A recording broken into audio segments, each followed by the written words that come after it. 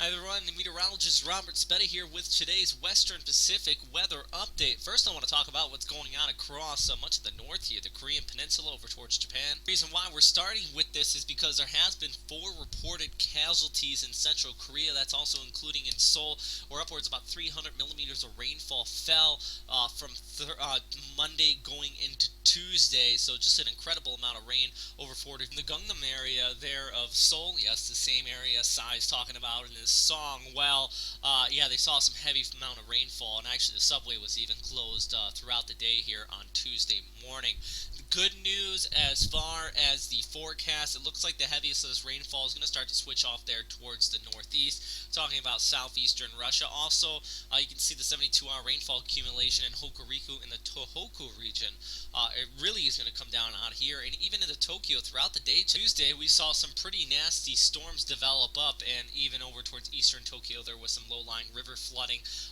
Where I was in Shibuya, a little bit farther out here towards the west, we also saw some pretty nasty storms pop up there with some lightning and thunder. Switching gears though and talking about what's going on down here towards the south, this is a radar image out of the Manila area this afternoon, and also storms, well, they're still popping up, mainly due to the southwest monsoon around a low pressure area. It's a pretty broad circulation and not really all that organized.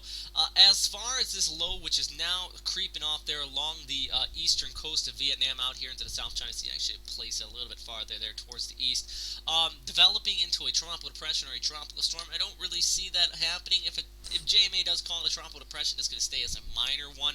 It's just too broad, not organized enough, but it still is drawing some rainfall. We saw some rainfall reports upwards about nearly 400 millimeters just east of Bangkok here from Monday going into Tuesday. Still going to see that heavy showers wrapping around that low pressure area, pushing off here towards the north. This is also causing that surge in down towards the south, which is why we are seeing, well, some really strong storms across the Manila area.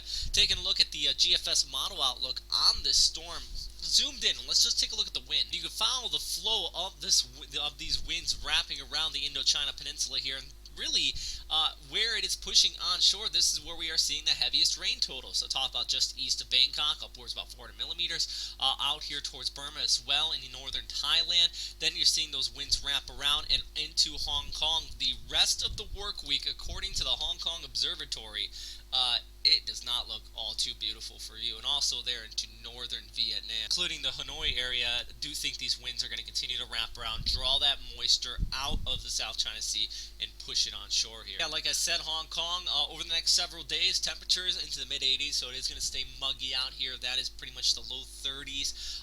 Windy conditions here on Wednesday, accompanied by that rain as it continues to push onshore. Also expecting to see these waves kick up into the South China Sea here, especially going through the end part of the week. Some of these waves could be getting up to several meters high, and the feet as shown here up to about 10 to 12 feet there, crashing on shore in northwestern Luzon, but also off there towards southern China. Also take a look at the Bay of Bengal, very intense monsoonal flow out here as well, continuing to make those waves crash. I guess with that said, we can go back to the 72-hour rainfall accumulation. You can see the heaviest totals here into the Indo-China Peninsula, southern coast of Thailand, right near the immediate coast. Don't expect the rain to move farther inland, and you really kind of want it out there towards Shanghai. I mean, temperatures continue to climb into the high 30s there. It has just been absolutely hot. Also, northern Luzon, Visayas, showers going to be tapering off there for you as this low pressure area continues to kind of stroll off there towards the north. So improving conditions even in around the Manila area. We're talking about northern Luzon is going to see the heaviest stuff on throughout the day, Wednesday into Thursday. Oh, and also Invest 99W. I have to mention it. Everybody's talking about it. It's not much of anything out here towards the south. Yeah, I know that's pretty broad area, but it's just embedded within the intertropical convergence zone, so don't expect anything out of that as well. Models aren't picking up on it.